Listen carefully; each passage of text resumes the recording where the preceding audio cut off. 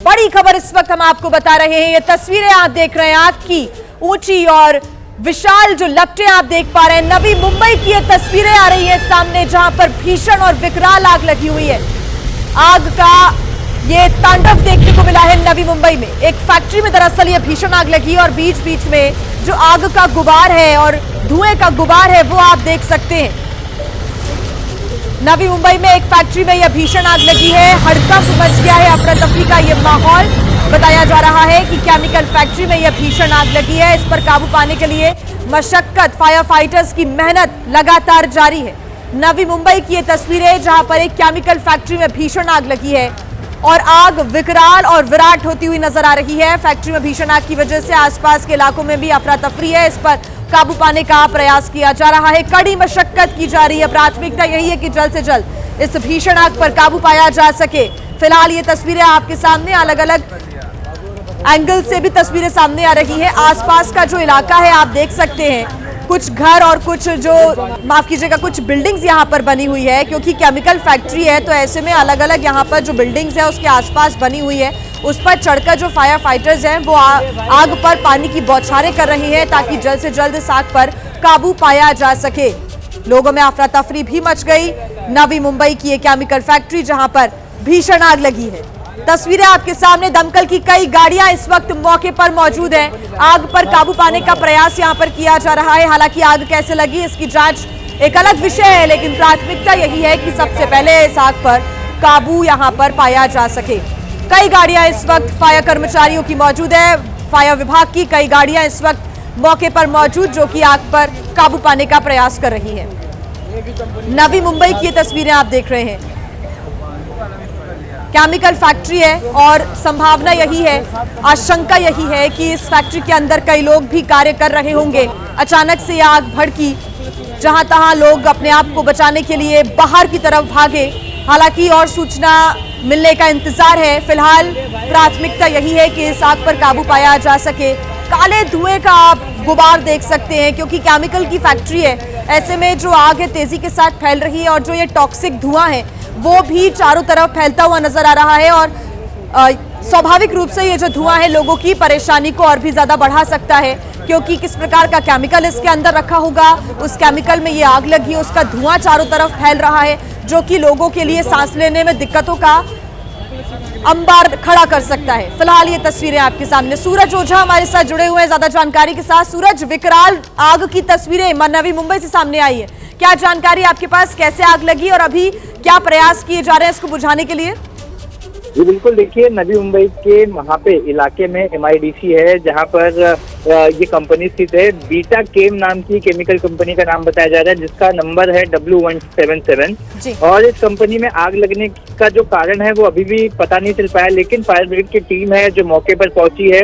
ऐसी संभावना जताई जा रही थी कि शायद अंदर कोई हो सकता है, लेकिन अब तक आधिकारिक रूप से किसी भी तरह की जीवित हानि या किसी भी शख्स के जख्मी होने की जानकारी सामने नहीं आई है।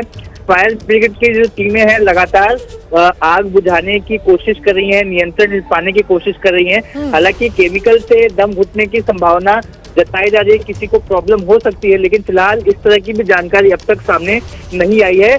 जो सरकारी यंत्रणा है लगातार लोगों को राहत दिलाने की कोशिश में जुटी हुई है। जी सूरज, लेकिन क्या इस बारे में कोई पुख्ता जानकारी निकलकर सामने आ रही है कि जब ये आग लगी तो अंदर कितने लोग मौजूद हो सकते हैं? बाहर वाले लोगों का क्या कहना है? बाहर कितने लोग बचकर बाहर निकलते हुए नजर आए? क्या इस बारे में कोई जानकारी? फिलहाल प्रमा फेसाई तो इस तरह की कोई जानकारी नहीं है। जिस वक्त आग लगी थी कंपनी में कितने लोग थे, किस तरह से लोगों को इवैक्यूएट किया गया, तमाम तरह की जानकारी अभी आना बाकी है। लेकिन जो प्राथमिक जानकारी है उसके मुताबिक किसी भी तरह की जीवित हानि की जानकारी अब तक किसी भी अथॉरिटी के सामने नहीं है। दमकल विभाग की कई गाड़ियां, 10 से ज्यादा की गाड़ियां यहाँ पर पहुंच चुकी है। अलग अलग डायरेक्शन से आग को बुझाने की कोशिश की जा रही है, लोगों को दूर किया जा रहा है ताकि अगर ज्यादा केमिकल से जो धुआं निकलता है उससे लोगों को इसका साइड इफेक्ट ना हो, इसलिए वहां से लोगों को दूर भी किया जा रहा है। तो कोशिशें जारी है। अब तक ये बहुत जरूरी है, बिल्कुल लोगों को यहाँ से दूर हटाने का कार्य भी किया जा रहा है और अलग अलग तरफ से जो फायर ब्रिगेड के कर्मचारी हैं वो आग पर काबू पाने के लिए पानी की बौछार भी कर रहे हैं। प्राथमिकता यही है कि जल्द से जल्द इस आग पर काबू पाया जा सके। सूरज, आप नजर बना के रखिएगा। फिलहाल शुक्रिया तमाम जानकारी के लिए। फिलहाल अभी तक किसी भी प्रकार के किसी के घायल होने की या फिर जनहानि की कोई जानकारी नहीं है। हालांकि पूरे मामले की जांच भी की जा रही है। शंकराचार्य विवाद अब और भी ज्यादा बढ़ता जा रहा है। अब तो संतों में ही दो फाड़ नजर आ रहा है और कुछ संत समर्थन में नजर आते हैं तो कुछ विरोध भी लगातार कर रहे हैं। योग गुरु स्वामी रामदेव भी खुलकर खिलाफत कर रहे हैं। रामदेव ने नाम लिए बिना अविमुक्तेश्वर आनंद पर हमला बोला और कहा है कि पुरुषार्थ करो लेकिन गाली गलौच नहीं करना चाहिए। तो वहीं शंकराचार्य अविमुक्तेश्वर आनंद ने बाबा रामदेव पर जोरदार पलटवार भी किया। सनातन धर्म के कुछ सन्यासी, सनातन धर्म के मानने वाले कुछ लोग एक दूसरे को गाली गलौज करने में लगे। अरे हमारे शत्रु तो जो सनातन विरोधी हैं, भारत विरोधी हैं, वही कम नहीं है। हमको गाली देने के लिए, नरेंद्र मोदी को गाली देने के लिए, देश के गृह मंत्री जी अमित शाह जी को गाली देने के लिए और उनको जान से मारने के लिए, उनका को खत्म करने के लिए तो सनातन विरोधी, हिंदू विरोधी ताकतें पूरी जोर से लगी हुई है। वो फूटी आंख नहीं देखना चाहते योगी आदित्यनाथ जी को, वो खत्म कर देना चाहते हैं नरेंद्र मोदी जी को और अमित शाह जी को। मोदी तेरी कब्र खुदेगी, योगी तेरी कब्र खुदेगी, शाह तेरी कब्र खुदेगी, अब नहीं तो कल खुदेगी। ऐसे जो इस तरह की बकवास करने वाले लोग हैं वही बहुत है। कम से कम हमारे देश के सन्यासियों को तो जो सनातन धर्म में अखंड निष्ठा रखते हैं उनके प्रति दुर्भावना नहीं रखनी चाहिए। और मैं देख रहा हूं कोई ना कोई बहाना चाहिए, कभी गाय के बहाने से, कभी कुंभ के बहाने से, कभी माघ मेले के बहाने से, कोई बहाना चाहिए कि मोदी को गाली दो, योगी को गाली दो, अमित शाह को गाली दो और अब स्वामी रामदेव को गाली दो। ऐसे सनातन धर्म की रक्षा होगी। सनातन धर्म के लिए जैसे स्वामी रामदेव 3 बजे से लेकर के रात को 10 बजे तक पुरुषार्थ कर रहा है, ऐसे पुरुषार्थ करना पड़ेगा। पुरुषार्थ करो, कुछ क्रियात्मक काम करो, गाली गलौज बंद करो। ये आर्य समाजी हैं रामदेव, वो गौ माता में वो श्रद्धा नहीं रखते हैं जो सनातन धर्मी रखते हैं। हम सनातन धर्मी गाय को माता मानते हैं और उनके अंदर 33 कोटि देवताओं का निवास मानते हैं। आर्य समाज के लोग अलग तरह की विचारधारा रखते हैं। हालांकि गौ रक्षा के बारे में आर्य समाज के लोग भी कहते हैं। ये रामदेव तो आर्य समाजी भी नहीं सिद्ध हो रहा है अपने वक्तव्य से। देखिए, एक तरफ स्वामी अविमुक्तेश्वर आनंद धरने के साथ साथ जुबानी प्रहार भी जारी रखे हुए हैं तो दूसरी तरफ उन पर पलटवार भी हो रहा है। इन सब के बीच एक खबर ये आई सामने कि स्वामी अविमुक्तेश्वर आनंद के शिविर में सीसीटीवी कैमरेज लगाए गए हैं और ये जो सीसीटीवी कैमरास हैं वो स्वामी अविमुक्तेश्वर आनंद के भक्तों की तरफ से लगवाए गए हैं जिन्हें उनकी सुरक्षा की चिंता सता रही है। स्वामी अविमुक्तेश्वर आनंद के धरने का आज 7वां दिन है और 7 दिन से स्वामी अविमुक्तेश्वर आनंद ने मोर्चा खोल रखा है। ऐसे में उनके भक्तों ने उनकी सुरक्षा के लिहाज से 10 सीसीटीवी कैमरास लगवाए हैं ताकि सभी आने जाने वालों पर निगरानी रखी जा सके। शंकराचार्य स्वामी अविमुक्तेश्वरानंद का जो शिविर है वहां पर अब सुरक्षा बढ़ाई गई है और ये सुरक्षा स्वामी जी के खेमे से ही बढ़ाई गई है। आप देखिए यहाँ पर सीसीटीवी कैमरे जो हैं उनको बढ़ा दिया गया है और इसके अलावा इन सीसीटीवी कैमरों को इंटरनेट कनेक्शन से जोड़ दिया गया है। यार कि अगर बात कर ले तो जो इनकी सुरक्षा से जुड़े हुए लोग हैं वो जहाँ भी रहें इस पूरी व्यवस्था पर नज़र रख सकें, इसकी भी पूरी तैयारी है। आपको हम तस्वीरें दिखा रहे हैं। देखिए, स्वामी जी यहीं पे बैठते हैं, ये उनका ये पालकी है और ये उनका स्थान है और यहाँ पर स्वामी जी बैठते हैं। इसके अलावा अगर इस जगह की बात कर लें तो यहाँ पर उनकी गाड़ी खड़ी होती है, जो उनका रथ कहा जाता है, उनका वाहन खड़ा होता है यहाँ पर और उस वाहन में स्वामी जी कुछ देर के लिए जाते रहते हैं और जो लोग इस व्यवस्था से जुड़े हैं वो भी यहाँ पर हैं। आपका नाम जानेंगे? रविंद्र प्रताप त्रिवेदी। रविंद्र जी, यहाँ पर ये जो कैमरे हैं ये तो पहले से लगे हुए थे, कुछ कैमरे और बढ़ाए गए हैं सुरक्षा के दृष्टिकोण से कि बढ़ाए गए। गुरुदेव फुटपाथ पे ही दैनिकचर्या चल रही है गुरुदेव। तो क्या क्या हुआ है जरा सा हम तस्वीरें दिखाते रहे और बताते रहे, अंदर चलते हैं, दिखाते हैं क्या क्या हुआ। जैसे कैमरे बढ़ाए गए, इसके अलावा कुल कितने 50 कैमरे, अभी कितने कैमरे होंगे इस पूरे शिविर में? अब ये तो अब ये आप लोग देख ही रहे हैं ना सारे कि 50 हैं। आप गिनती में नहीं है कितने हैं, लेकिन सुरक्षा की दृष्टि से बढ़ाया गया है सीसी कैमरे, ताकि यहाँ कोई भी गतिविधियाँ हो अराजक तत्वों द्वारा तो कम से कम उस अपने ही कैमरे में रहे, ताकि ये जो प्रशासन ने किया उसके बाद छुपा लिया गया, कुछ काट काट के दिखाया गया। इसी दृष्टिकोण से अपने सीसी कैमरा लगाया कि जो भी हो साक्ष्य सही हो और गलत ना। तो वहीं देखिए, शंकराचार्य मामले को लेकर सियासत भी लगातार जारी है। कांग्रेस और समाजवादी पार्टी ने बीजेपी पर निशाना साधा है। उधर समाजवादी पार्टी के नेता शिवपाल यादव ने शंकराचार्य के बहाने बीजेपी पर हमला बोला। शिवपाल यादव ने कहा है कि सनातन और धर्म के नाम पर बीजेपी झूठ फैला रही है। बात यह नहीं है कि वो धरने पर बैठे हैं, जाहिर सी बात है वो चिंता का विषय है, लेकिन संविधान की तमाम जो नियम हैं, जो कानून हैं, जो प्रावधान हैं, उन सबको आप दरकिनार रखते हुए आप हस्तक्षेप कर रहे हो मठ में, आप हस्तक्षेप कर रहे हो धर्म में, आप सर्टिफिकेट बांट रहे हो कि साहब कौन सरकारी शंकराचार्य होगा। जिनको हमने चुना था, जिनको वोट आप लोगों ने सबने दिया था देश चलाने के लिए, वो देश तो आप देख ही रहे हैं कैसा चला रहे हैं। अब वो धर्म भी चलाना चाहते हैं, वो देश भी चलाना चाहते हैं, देश भी तबाह करना चाहते हैं, धर्म में भी हस्तक्षेप करके उसकी सारी परंपराओं को तबाह करना चाहते हैं। ये हम नहीं होने देंगे। सनातन के नाम पर और धर्म के नाम पर ये भारतीय जनता पार्टी झूठ बोलती है। प्रयागराज है, असली मेला और स्नान संतों के द्वारा ही शुरू किया गया है और वहाँ पर शंकराचार्य जैसे अब मुक्तेश्वरानंद जी का अपमान अगर हो, गंगा जी में नहाने न दिया जाए, तो बताओ भारतीय जनता पार्टी के लोग कैसे सनातनी हैं। गणतंत्र दिवस से 48 घंटे पहले पंजाब में फतेहगढ़ साहिब के सरहिंद में रेलवे लाइन पर एक जोरदार धमाका हुआ है। इस घटना में एक मालगाड़ी का इंजन क्षतिग्रस्त हो गया है, जबकि उसके चालक को गंभीर चोट लगी है। सूत्रों के अनुसार यह धमाका बेहद खतरनाक था और इसमें आरडीएक्स का इस्तेमाल होने का शक व्यक्त किया जा रहा है। यह घटना शुक्रवार रात करीब 11 बजे उस समय हुई जब एक मालगाड़ी नई बिछाई गई रेलवे लाइन से गुजर रही थी और यह नई रेलवे लाइन विशेष रूप से मालगाड़ियों के संचालन के लिए ही बनाई गई है। मालगाड़ी का इंजन जैसे ही खानपुर फाटक के पास पहुंचा, अचानक जोरदार धमाका हो गया। धमाके की तीव्रता इतनी अधिक थी कि रेलवे लाइन का करीब 3 से 4 फीट हिस्सा पूरी तरह से उड़ गया। धमाके में मालगाड़ी के ड्राइवर को मामूली चोटें आई हैं। पुलिस ने इस मामले में अलग अलग एंगल से जांच करना शुरू कर दिया है। ये एक रात को हमारे पास इंफॉर्मेशन आई थी कि रात को 9:50 के आसपास यहाँ पे एक माइनर ब्लास्ट रिपोर्ट हुआ है। उस ब्लास्ट में जो ड्राइवर था उसकी सिर्फ गाल पे थोड़ी सी इंजरी आई है और जो गाड़ी थी उसका भी कोई मेजर नुकसान नहीं हुआ है, ट्रैक का भी मेजर नुकसान नहीं हुआ है। जल्दी ही यहाँ पे गाड़ियाँ दोबारा चल पड़ेंगी। पंजाब पुलिस की तरफ से इसमें साइंटिफिक तरीके से इन्वेस्टिगेशन की जा रही है। बाकी एजेंसीज़ के साथ भी कोऑपरेशन में हम हैं, कम्युनिकेशन में हैं और जल्दी ही इस केस को सॉल्व कर लिया जाएगा और लोगों को अरेस्ट कर लिया जाएगा। बट इसमें बड़ा मैं क्लियरली बताना चाहूँगा कि जो इंटेंसिटी ऑफ ब्लास्ट थी वो बहुत कम थी, कोई मेजर ब्लास्ट नहीं था, बहुत छोटा सा ब्लास्ट है। तो वही देखिए, बिहार विधानसभा चुनाव में आरजेडी की करारी हार के बाद अब पार्टी के नेता ही सवाल खड़े करने लगे हैं। जी हां, आरजेडी के वरिष्ठ विधायक भाई वीरेंद्र का एक वीडियो सामने आया है जिसमें वो दिनारा से विजय मंडल का टिकट काटने को लेकर सवाल उठा रहे हैं।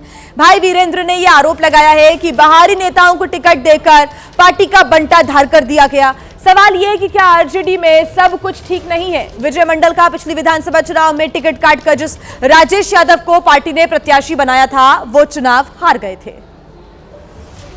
यादव को ही टिकट देना था तो फिर विजय मंडल का टिकट क्यों कटा? क्या कारण था? विजय मंडल में क्या खामी थी?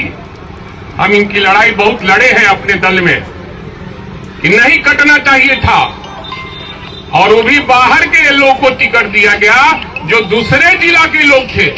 कुछ ऐसे नेता हमारे यहाँ हैं जो नाम के समाजवादी हैं और 3 जिला चलाते हैं।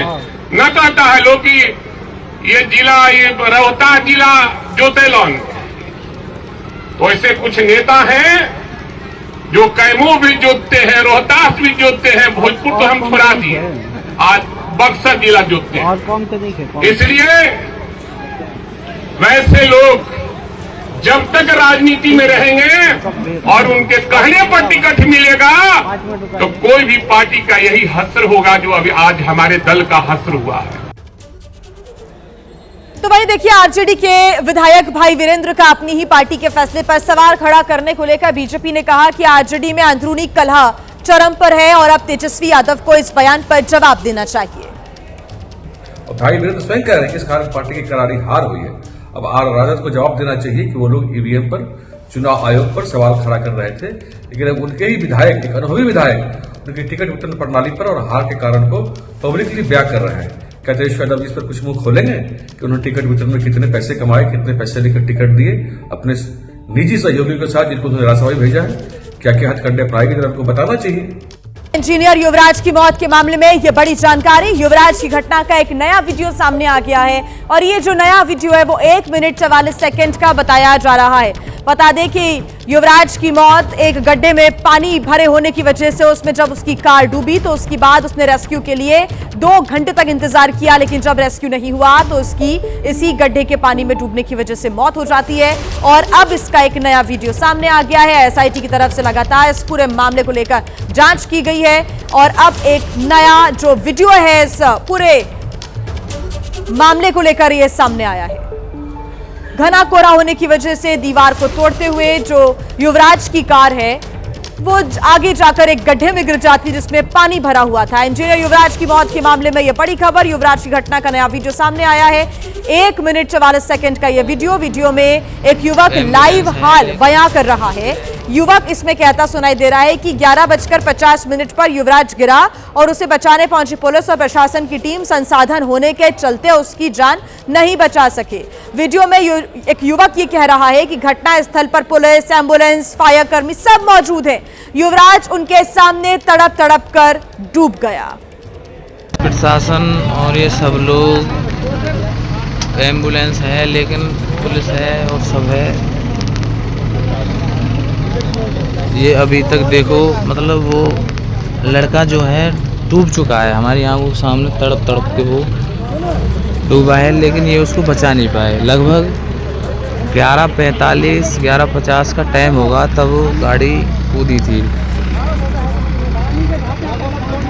और मैं यहाँ पे पहुँचा 12 बजे, तो तब तक यहाँ पे पुलिस की गाड़ी थी। बस मैं आया तो देखो ये प्रशासन और सब प्रशासन है यहाँ पर अपनी फॉर्मेलिटी पूरे कर रहे हैं देवपाल। अब ये वो डूब चुका है। हमारे दोस्त है एक मौनी, वो हमें पता नहीं था क्या है क्या नहीं है, तो हमें पता नहीं था कि उसको तैरना आता है, बट वो कूदा तैरने, लेकिन उसे मिला नहीं, वो डूब चुका था, हमारे सामने वो डूब चुका था। वो तड़प तड़प के डूबा, उसने दम तोड़ा। सवेरे लाइट दिखा रहा था, खड़ा था, हमारे करीब था बहुत, लेकिन कोई उसे बचा नहीं पाया। प्रशासन और ये सब कि जनवरी महीने में पहाड़ों पर भारी बर्फबारी हो रही है। तस्वीरें आई हैं सामने पहाड़ी राज्य जम्मू कश्मीर, लद्दाख, हिमाचल प्रदेश और उत्तराखंड से। ये 4 तस्वीरें आप देख सकते हैं, अलग अलग राज्य हैं, लेकिन तस्वीर यहाँ पर एक ही जैसी नजर आती है। चारों तरफ बर्फ की सफेद चादर है। 4 अलग अलग तस्वीरों के जरिए 4 राज्यों में मौसम का हाल भी जान लीजिए। पहली तस्वीर है जम्मू कश्मीर की, जहां पर लगातार बर्फबारी हो रही है। दूसरी तस्वीर है लद्दाख की। यहां तो भारी बर्फबारी की वजह से सड़कों, कारों, घरों सभी जगह पर बर्फ की मोटी चादर जम चुकी है। और वहीं हिमाचल प्रदेश में सैलानी इस वक्त बर्फबारी का आनंद भी उठा रहे हैं। हिमाचल प्रदेश के मनाली और शिमला में भारी बर्फबारी देखने को मिली, तो वहीं उत्तराखंड का भी हाल कुछ ऐसा ही है। यहां भी भारी बर्फबारी से सैलानियों के लिए मौसम खुशनुमा हो गया। राज्य के कई जिलों में लगातार बर्फबारी हो रही है, लेकिन कुछ जगह पर मुश्किलों का सामना भी लोगों को करना पड़ रहा है।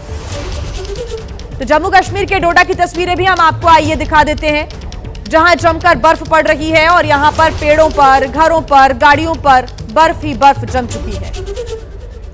कई सेंटीमीटर बर्फबारी हुई है और कई इंच मोटी बर्फ इस वक्त सड़कों पर और गाड़ियों पर जमी हुई नजर आ रही है। जम्मू कश्मीर के डोडा का यह इलाका, जहां पर घर, पेड़, सड़क, गाड़ियां सब कुछ इस वक्त बर्फ से ढके हुए दिख रहे हैं। जम्मू कश्मीर में जमकर बर्फबारी हो रही है और डोडा की ये तस्वीरें। आने वाले दिनों में अगर हम बात करें मौसम विभाग के पूर्वानुमान की, तो राहत मिलती फिलहाल बर्फबारी से नजर नहीं आ रही है। जम्मू कश्मीर में ये तस्वीरें आपके सामने बडगाम की तस्वीरें आप देख रहे हैं, जहां पर स्नोफॉल का जो सिलसिला है वो लगातार ही जारी है। बदस्तूर जारी बर्फबारी में कुछ सैलानियों की जो खुशी है वो दोगुनी हो गई है, लेकिन मुश्किलें भी यहां पर बढ़ गई हैं क्योंकि आम जनजीवन अस्त व्यस्त हो गया है। कई जो नेशनल हाईवे हैं वो भी बंद हो गए हैं, कई सड़कों पर इसका असर पड़ रहा है, तो गाड़ियां चलाना यहां पर बेहद मुश्किल अब हो चला है। कई जो सैलानी हैं वो जहां तहां कई स्थानों पर फंसे भी रह गए हैं, जिनको निकालने का कार्य भी किया जा रहा है क्योंकि सड़कों पर इस वक्त बर्फ की मोटी चादर है और जम्मू कश्मीर के जितने भी इस वक्त एयरपोर्ट्स हैं उस पर भी रनवेज की बात करें, टैक्सीवेज की बात करें तो वहां पर भी भारी बर्फबारी है। ऐसे में यात्रियों को सबसे ज्यादा दिक्कतों का सामना करना पड़ रहा है। और अब ये तस्वीर देखिए बारामूला की, जहां पर सफेद चादर में लिपटा है जम्मू कश्मीर और बारामूला की तस्वीरें। एक शख्स अपनी कार के ऊपर से बर्फ को हटाता हुआ नजर आ रहा है और आप बर्फ की मोटी परत से अंदाजा लगा सकते हैं कि कितनी भयंकर यहां पर स्नोफॉल हुई है। सब कुछ इस वक्त बर्फ से ढका हुआ नजर आ रहा है। लोगों की मुसीबतें बढ़ गई हैं, लोग खड़े हो रहे हैं तो उनके घुटनों तक यहां पर बर्फ ही बर्फ जमी हुई है और कार के ऊपर कितनी मोटी परत है बर्फ की, उससे आप अंदाजा लगाइए कि यहां पर जो बर्फबारी का सिलसिला है वो ऐसे ही जारी है। बारामूला की तस्वीरें आपके सामने।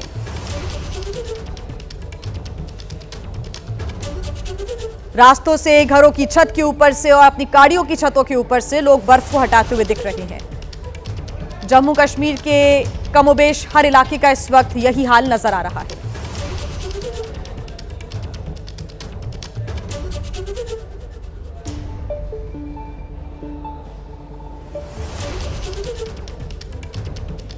आने वाले समय में बर्फबारी का दौर ऐसे ही जारी रह सकता है और खासतौर से पहाड़ी इलाकों में बर्फबारी हो रही है तो मैदानी इलाकों में भी इसका खास असर देखने को मिल रहा है। अब देखिए जम्मू कश्मीर में भारी बर्फबारी का जो असर है श्रीनगर एयरपोर्ट पर भी पड़ रहा है।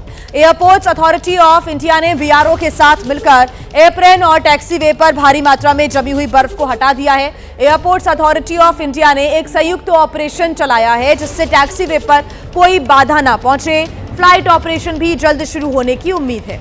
तो कई फ्लाइट्स पर क्योंकि असर पड़ा है, कई फ्लाइट्स देरी से उड़ी तो अब इन फ्लाइट्स को रद्द भी करना पड़ा क्योंकि इतनी ज्यादा बर्फबारी हो रही है, विजिबिलिटी यहां पर बहुत कम है, जिसकी वजह से कई फ्लाइट्स यहां पर देरी से चली तो किसी को रद्द भी करना पड़ा। दूसरी तरफ जो टैक्सीवेज है, रनवेज है, यहां पर फिसलन का जो डर है वो खतरनाक साबित हो सकता है। ये डर लगातार बना हुआ है, इसी वजह से इस पूरे रनवे को और टैक्सीवे को साफ करने का कार्य मशीनों के द्वारा किया जा रहा है और इससे बर्फ को हटाने का सिलसिला श्रीनगर एयरपोर्ट पर जारी रहा और इसके बाद ये उम्मीद है कि जल्द से जल्द जो फ्लाइट ऑपरेशन है एक बार फिर से शुरू हो जाएंगे। तो मशीनों के माध्यम से पूरे रनवे के ऊपर से जो बर्फ है उसको हटाने का सिलसिला जारी है।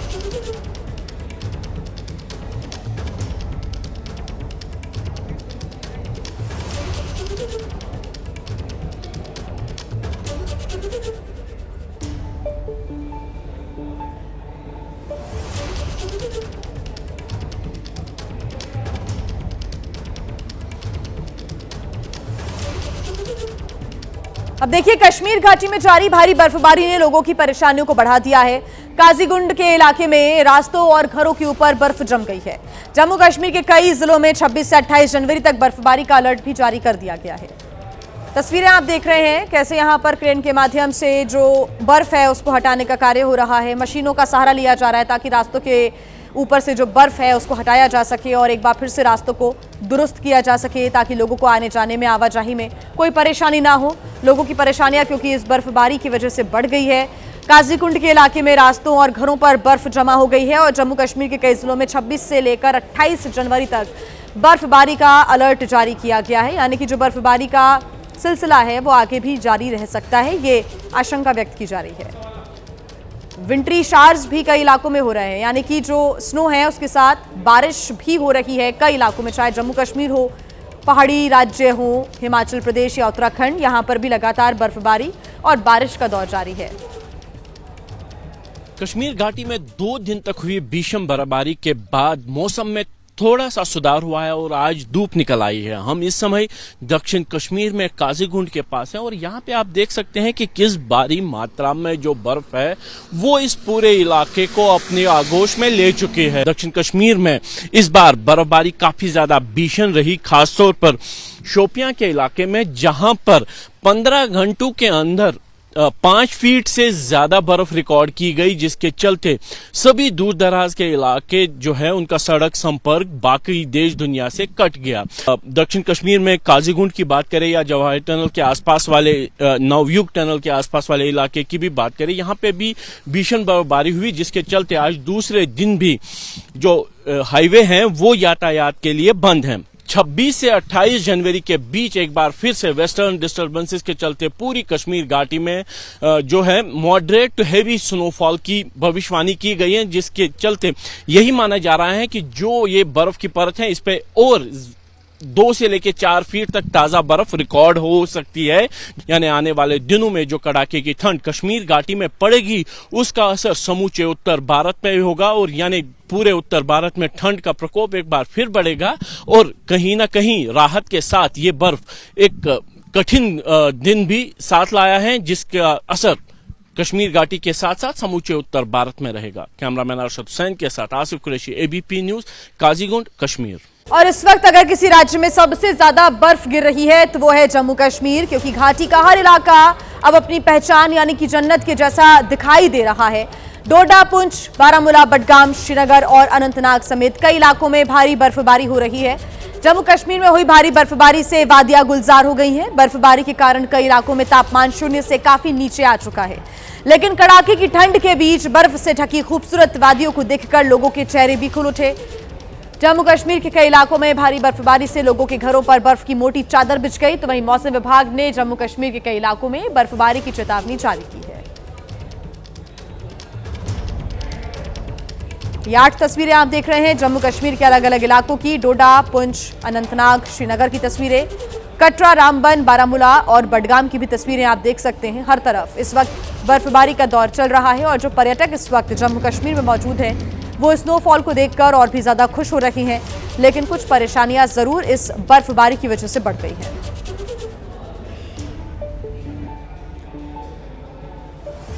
और हिमाचल प्रदेश के शिमला की तस्वीरें आप देख रहे हैं। शिमला में पिछले 2 महीने से लगातार लोग इस बर्फबारी का इंतजार कर रहे थे और ठंड के सीजन की ये पहली बर्फबारी यहां पर कल हुई है और लगातार इसका जो दौर है वो जारी रहा। और जैसे ही बर्फ गिरी, बागवानी करने वाले लोगों के चेहरे भी खिल उठे, पर्यटक भी खुश हैं क्योंकि बर्फबारी का उन्हें यहां आनंद उठाने को मिल रहा है। और आप ये एरियल तस्वीरें देख सकते हैं, ड्रोन के माध्यम से ली गई तस्वीरों में जो पूरा इलाका है बर्फ की सफेद चादर से लिपटा हुआ नजर आ रहा है। हर तरफ रोड हो, पेड़ पौधे हों, किसी के घर हों, सब कुछ यहाँ पर सफेद रंग का रंगा हुआ नजर आ रहा है।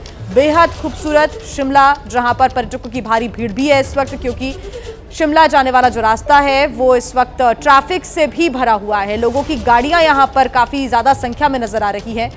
पर्यटकों का यहां पर आना इस वक्त लगातार जारी है और शिमला में जो ऑलरेडी मौजूद थे उनको स्नोफॉल का भी मजा उठाने का यहां पर जो दोहरा मजा है वो यहां पर कहीं ना कहीं देखने को मिला है।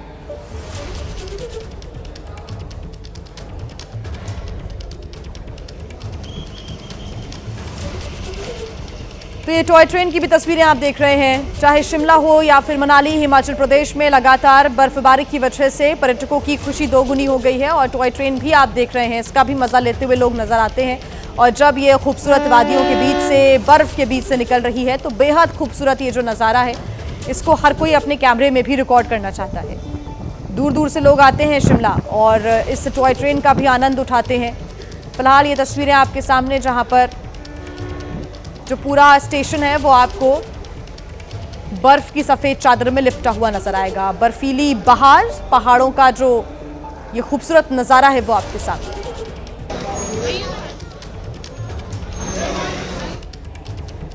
तो देखिए, हिमाचल प्रदेश में हो रही बर्फबारी के कारण लोगों की परेशानियां भी बढ़ चुकी हैं, क्योंकि ये बर्फबारी लोगों के लिए मुसीबत बनकर भी आई है। यहाँ पर कई स्थानों पर हादसों की खबर भी सामने आ रही है। शिमला, मनाली और सोलन में हुई बर्फबारी ने सड़कों पर फिसलन को बढ़ा दिया है। हिमाचल प्रदेश में बर्फबारी की वजह से 600 से ज्यादा सड़कें इस वक्त बंद हो गई हैं, तो वहीं 5000 बिजली ट्रांसफार्मर ठप हो गए। शिमला, कुल्लू, चंबा और किन्नौर जैसे पहाड़ी जिलों में बर्फ का असर सबसे ज्यादा देखने को मिल रहा है। 3 तस्वीरें आपके सामने, शिमला, मनाली और ये तस्वीर आपके सामने जहां पर एक कार के ऊपर सोलन में पेड़ ये भारी भरकम गिर जाता है और पूरी तरीके से जो कार है अगला हिस्सा उसका क्षतिग्रस्त हो गया। तो वहीं आप मनाली की तस्वीर देख सकते हैं, एक कार फिसलती हुई नीचे ढलान में गिर गई, खाई में गिर गई। एक व्यक्ति उसको बचाने की कोशिश करता है, लेकिन तेजी के साथ ये कार खाई में जा गिरी। तो वहीं शिमला में भी कई गाड़ियों में टक्कर हो गई। देखो, इस शिमला में जो बर्फबारी हो रही है उसकी वजह से वहां की सूरत ही बदल गई है। वहां के जाखू मंदिर तक पैदल पहुंचना बेहद मुश्किल हो चला है।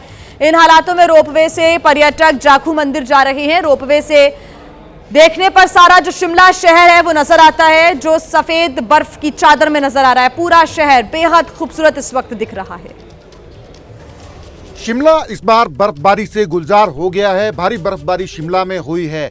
हम शिमला में इस वक्त हैं और जाखू रोपवे जो है उसके ज़रिए हम जाखू तक जाने की कोशिश कर रहे हैं। आपको मंजर दिखाते हैं शिमला का, कितना खूबसूरत शिमला हो गया है बर्फबारी में। आप देखेंगे घरों के छत जो हैं वो बर्फ़ से लदे पड़े हैं। ये खूबसूरत नज़ारा है शिमला का। सैलानी हज़ारों की संख्या में शिमला पहुंचे हुए हैं और इस मौसम का नज़ारा ले रहे हैं। हम जिस रोपवे में जा रहे हैं यहाँ सैलानी भी हैं हमारे साथ। क्या नाम है आपका? नम्रता। कहाँ से आए हैं आप? कर्नाटक से। कर्नाटक से। तो आपका प्लान कब बना था ये? और क्योंकि अब तो शिमला में बर्फबारी इतनी ज़्यादा हो गई, आपका टूर बड़ा कामयाब हो गया। या सरप्राइजिंगली हमको लाइव स्नोफॉल देखने को मिला। अच्छा, तो कल जब बर्फ पड़ रही थी शुक्रवार को तो आप लोग यहीं थे? यस। सिर्फ शिमला ही नहीं, बर्फ इतनी ज़्यादा पड़ी है कि शिमला से तकरीबन 40 किलोमीटर नीचे सोलन की तरफ जो है उस तरफ भी बर्फबारी हुई है। हिमाचल की बात करें तो बर्फबारी से जो जनजीवन है वो भी अस्त व्यस्त हुआ है। तकरीबन 5000 तो इलेक्ट्रिसिटी ट्रांसफार्मर्स हैं जो बंद पड़े हैं और तकरीबन जो हैं नेशनल हाईवेज जो हैं वो भी जो हैं प्रभावित हुए हैं। अल्टीमेटली जो शिमला इतना खूबसूरत हो गया है, पहाड़ों की रानी जो है उसका नज़ारा चाहे पर्यटक है चाहे स्थानीय लोग हैं तमाम जो हैं उठा रहे हैं। कैमरा पर्सन अमित शर्मा के साथ सचिन कुमार, एबीपी न्यूज़ शिमला। और आइए अब बात करेंगे उत्तराखंड की, जहां पर भारी बर्फबारी से माहौल अलग ही नजर आ रहा है। ऊंचाई वाले इलाकों में जमकर बर्फबारी हो रही है और बर्फबारी के बाद तापमान गिरने से ठिठुरन में भी इजाफा हो गया है। उत्तराखंड में लंबे समय से बारिश और बर्फबारी का इंतजार था। मसूरी के आसपास की तस्वीरें आप देख सकते हैं। मसूरी में जमकर बर्फबारी हो रही है। इस जगह को पहाड़ों की रानी भी कहा जाता है। बर्फबारी की वजह से पूरा शहर सफेद चादर में ढक गया है और अचानक हुई इस बर्फबारी ने जहां स्थानीय लोगों को हैरान कर दिया, तो वहीं मसूरी पहुंचे पर्यटकों के चेहरे खुशी से खिल उठे।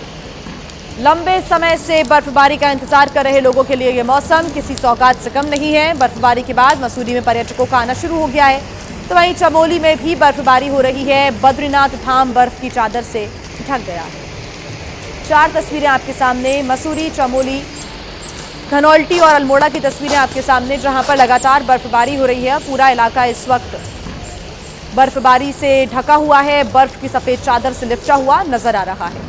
उत्तराखंड में भी लगातार लोगों को इस बर्फबारी का लंबे समय से इंतजार था और बद्रीनाथ धाम की भी तस्वीरें सामने आई है, जहां पर पूरा धाम, पूरा परिसर इस वक्त बर्फबारी से ढका हुआ और सफेद रंग में ढका हुआ नजर आ रहा है।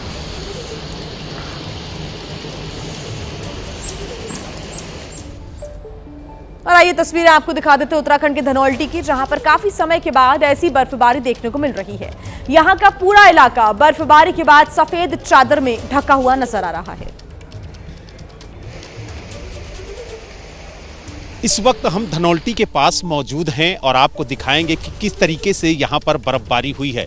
जहाँ तक आपकी नज़र जाएगी सिर्फ आपको बर्फ़ ही बर्फ़ नज़र आएगी। घरों की छतों पर, टीन सेट पर आपको सिर्फ बर्फ़ ही बर्फ़ नज़र आएगी। और जो सैलानी यहाँ पर पहुँचे हैं वो आप देख सकते हैं कि किस तरीके से बर्फ का लुत्फ उठाते हुए आपको नजर आएंगे। यहाँ पर बर्फ के साथ खेलते हुए, अपने परिवार के साथ खेलते हुए यहाँ पर आपको नजर आएंगे। और आप देखिए किस तरीके से यहाँ पर बर्फ पड़ी हुई है। ये देखिए, ये सिर्फ बर्फ है और यहाँ पर बर्फ ही बर्फ नजर आ रही है। जो किसान हैं वो भी बर्फबारी को लेकर के काफी ज्यादा खुश नजर आ रहे हैं। यहाँ के जो लोकल किसान हैं उनके चेहरे पे खुशी की रौनक है। निश्चित तौर पर 2-3 महीने से यहाँ पर कोई भी बारिश नहीं हो रही थी, तो यहाँ पे लोगों के खेत हैं, बगीचे हैं। इस बर्फबारी से सभी किसानों के चेहरे पर खुशी आई है। जो बर्फबारी हुई है उससे जो सेब के बागान हैं उनको काफी ज्यादा फायदा हुआ। बिल्कुल उससे फायदा मिलेगा। बर्फ कम से कम 4 साल बाद यहाँ पे बर्फ पड़ी है, तो किसानों को भी फायदा मिलेगा और बगीचे वालों को भी फायदा मिलेगा। दूसरा बात क्या है, हमारे जो जंगल है वो भी हरे भरे होंगे, उससे क्या हमारे यहाँ पनीर भी ले जाए, पनीर का उत्पादन भी बढ़ेगा। देखिए, उत्तराखंड के केदारनाथ धाम समेत ऊंचाई वाले क्षेत्रों में भारी बर्फबारी हो रही है और बर्फबारी की वजह से लोगों के घरों के ऊपर बर्फ की मोटी चादर जम गई है। तो वहीं इतनी ज्यादा बर्फबारी हुई है कि सड़कों पर चलना बेहद मुश्किल हो गया है। बर्फबारी के बीच दूल्हा दुल्हन बर्फ में चलते हुए नजर आए, वो तस्वीरें भी आप देख रहे हैं। दूल्हा और दुल्हन को बर्फबारी से बचाने की कोशिश भी की गई, लेकिन वहां भारी बर्फबारी का दौर चल रहा था और उसकी वजह से उन्हें अपने घर तक पैदल ही जाना पड़ा। केदारनाथ धाम की भी तस्वीरें सामने आई है और ये तस्वीरें आप देख रहे हैं केदारनाथ धाम की, मंदिर की और परिसर की तस्वीरें। पीछे के जो पहाड़ हैं वो खूबसूरत बर्फ की सफेद चादर से ढके हुए लिपटे हुए नजर आ रहे हैं और पूरा परिसर इस वक्त आप देख सकते हैं कैसे सफेद रंग से रंगा हुआ दिख रहा है। बर्फ ही बर्फ है। हालांकि बर्फ को हटाने का कार्य भी हो रहा है श्रद्धालुओं में, लेकिन जो उत्साह है वो कम नहीं हुआ है। लगातार केदारनाथ धाम भी लोगों का पहुंचना जारी है। यहां पर रहने वाले जो लोग हैं उनके लिए थोड़ी मुसीबत जरूर बढ़ जाती है। इस बर्फ को हटाने में उन्हें भी दिक्कतों का सामना करना पड़ता है। दूसरी तस्वीर आप देख रहे हैं, बर्फबारी के बीच जो एक यादगार पल है वो बनता हुआ नजर आया। जब गाड़ी नहीं पहुंच पाई तो दूल्हा दुल्हन पैदल पैदल ही रास्ते को पार करते हुए नजर आए। देखिए, पश्चिमी विक्षोभ की वजह से उत्तराखंड में पूरी तरह से मौसम का मिजाज ही बदल गया है और पहाड़ी इलाकों में जबरदस्त हिमपात हुआ है। अल्मोड़ा जिले के बिनसर, कसार देवी और रानीखेत के चौबटिया में चारों तरफ बर्फ ही बर्फ है। बर्फबारी की वजह से कड़ाके की ठंड के बीच लोग घरों में दुबके हुए हैं। जिले के ऐतिहासिक धार्मिक स्थल देवदार के घने जंगलों के बीच स्थापित जागेश्वर धाम में हिमपात की वजह से बेहद खूबसूरत नजारा देखने को मिल रहा है। शिवधाम बर्फ की सफेद चादर ओढ़ चुका है और पर्यटकों की भीड़ उमड़ने के आसार यहां पर हैं। मौसम को देखते हुए जिला प्रशासन ने जिले के सभी स्कूल्स में छुट्टी घोषित कर दी है।